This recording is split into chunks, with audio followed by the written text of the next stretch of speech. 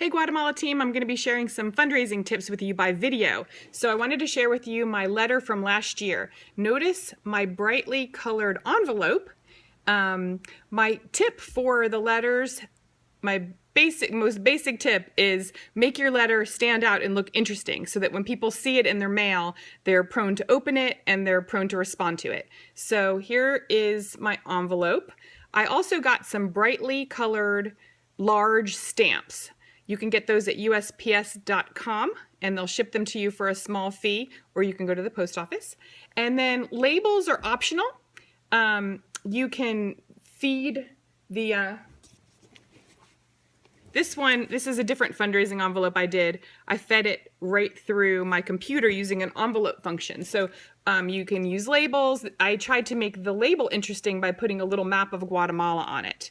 So this is one that came back with the wrong address.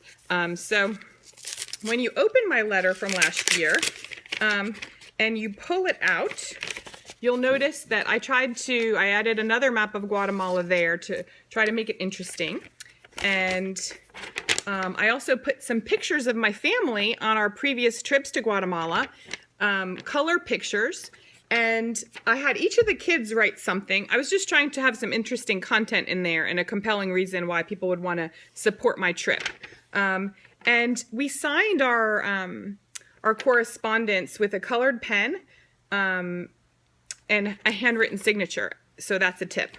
And then I included a response envelope with my name at the very top where it would be obvious when you open the letter. That it's, if the person just saved this, they would see my name in their mail and they'd remember, oh, Tracy's asking me to support her trip to Guatemala. So that's my initial round of tips. Brightly covered, I keep saying covered instead of colored. Brightly colored envelopes like these.